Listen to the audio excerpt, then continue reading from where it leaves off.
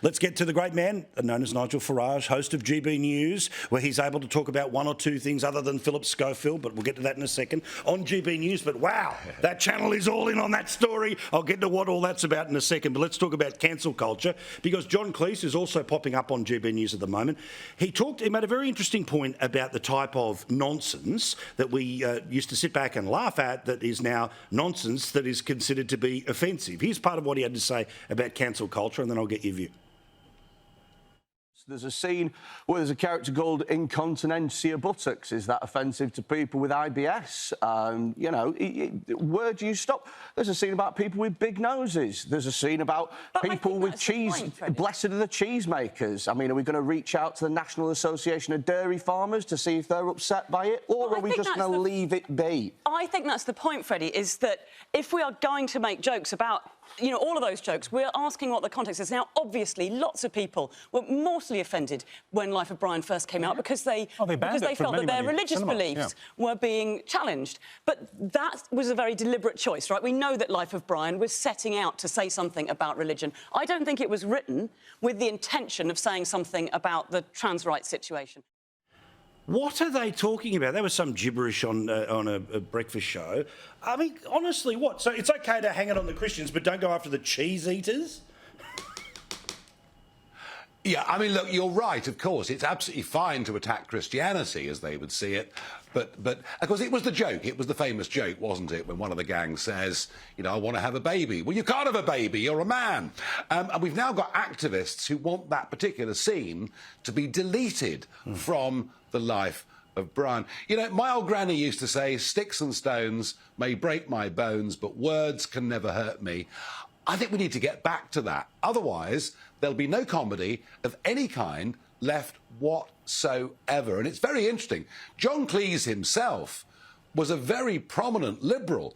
He actually publicly supported the Liberal Democrats in a general election in this country, very much a centre-left, now utterly woke party.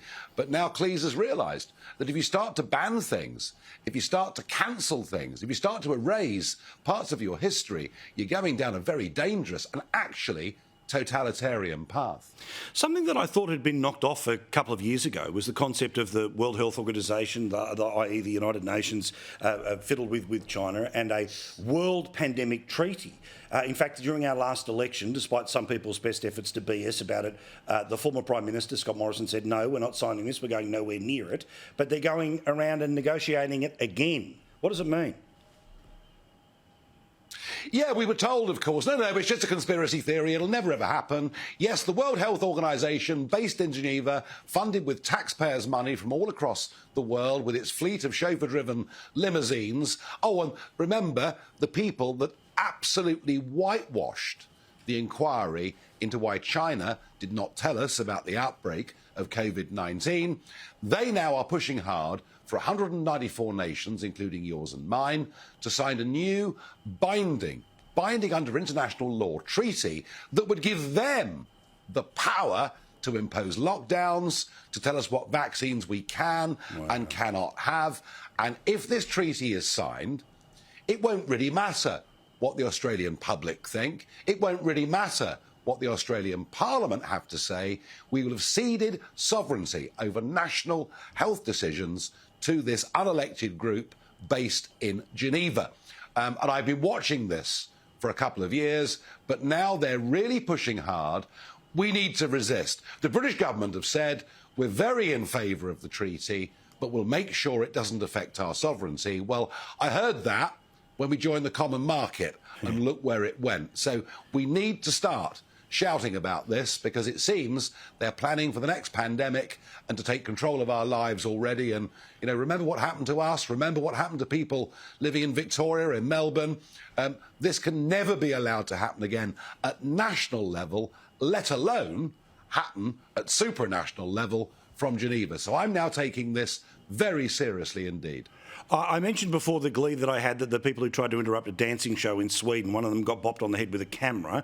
But these are these people who think if you sort of throw orange dust around, we'll all change our opinion on the use of fossil fuels. This happened again, and it happened at Twickenham. They were trying to interrupt a rugby match here. Well, we all know why, but does anyone care? Does anyone's mind change because of this garbage?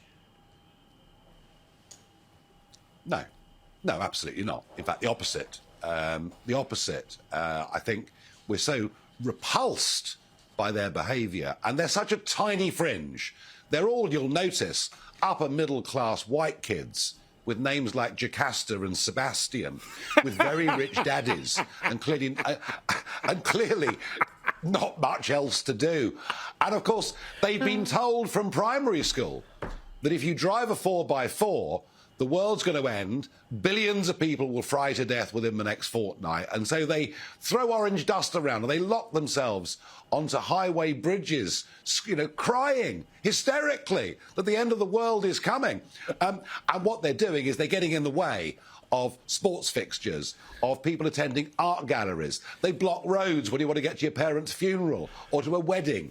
And they're becoming a bee nuisance, and we need to start getting much, much tougher in the way in which we deal with them. Shout out to everyone who's called Jocasta, but it's slightly true when it comes to the protesters. Last one here. There is a television star in the UK called Philip Schofield. Now, this guy's huge in the UK. He's a guy who a couple of years came out as being a gay man, but the reason that he's no longer on the TV show is because it has now come out that after meeting a boy in school, helped him get work experience on his TV show, the friendship became sexual.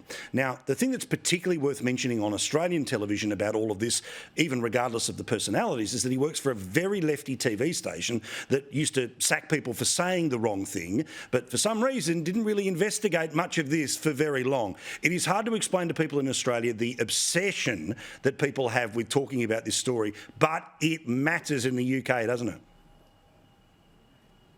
Oh, big time. I mean, you know what? Over the weekend, every conversation I had, at the garden centre, at the pub, wherever I was, they were all talking about Philip Schofield. The jokes were all about Philip Schofield. I can't repeat any of them, of course, on your show. So it's been the big subject of conversation. And yes, ITV was one of the two national broadcasters when in the 1950s television became a thing. It's been a massive part of our lives, of our culture, and in the last decade it's become ultra-liberal, ultra-woke, yes, not allowing any opinion that deviates from what they think to be right, and yet, within it all, they were hiding exactly. Real bad malpractice, and they were warned about it. Back in 2019, they were told what was going on.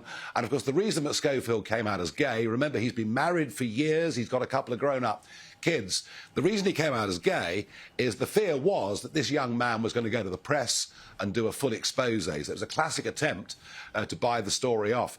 ITV is also a publicly traded company on the stock exchange. So you've got people's pension funds, etc., invested into it.